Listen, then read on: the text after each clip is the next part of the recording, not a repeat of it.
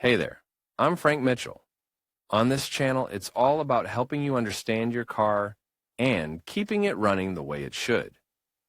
Whether it's routine maintenance or solving those tricky problems, I've got you covered.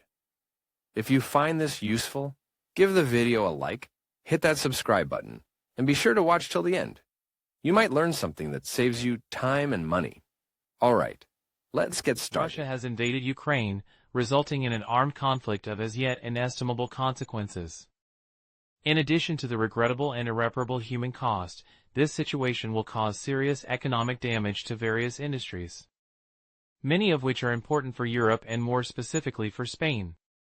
One of the most affected sectors in this regard is the automotive industry, since Russia is a major supplier of raw materials and many car manufacturers have made considerable investments in this region of the planet to build their vehicles at a lower price than in other regions, thus being able to obtain higher profit margins. Many brands are considering stopping production and even ceasing sales there, based on the political effects and especially on the severe decisions taken by the countries of the European Union and North America, such as a broad package of measures to repress Russia for its warlike actions. The Western economy will be greatly affected for the duration of the war between this nation and Ukraine. The weight of the Russian state as a supplier of raw materials on a global scale is magnanimous. Additionally, this territory has absorbed a large percentage of the manufacturing of some industrial products with high added value, such as automobiles, which are mainly sent to the large markets of the old continent. The result is an imminent increase in the price of cars and fossil fuels.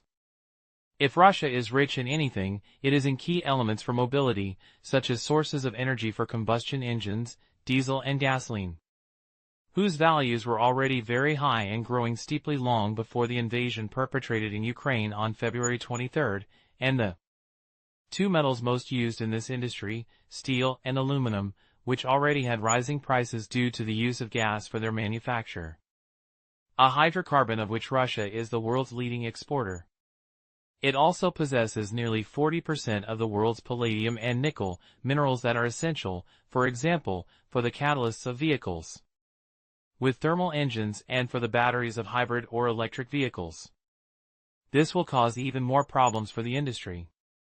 On the other hand, automobile multinationals such as Volkswagen, Stellantis, BMW and Renault, which had invested heavily in Russia during the last 2 decades, are thinking of new strategies to dispense with their production centers in this country as a way of prevention, protection and also as a punishment to the nation presided by Vladimir Putin.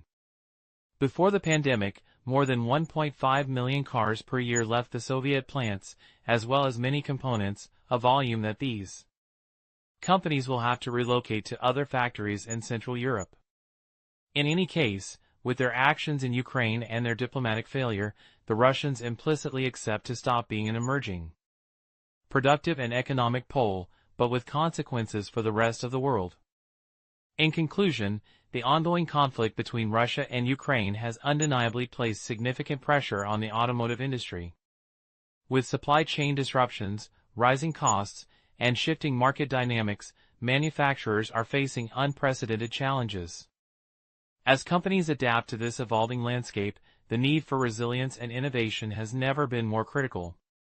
The future of the automotive sector will depend on its ability to navigate these turbulent waters and emerge stronger, ensuring that it can meet the demands of a changing world.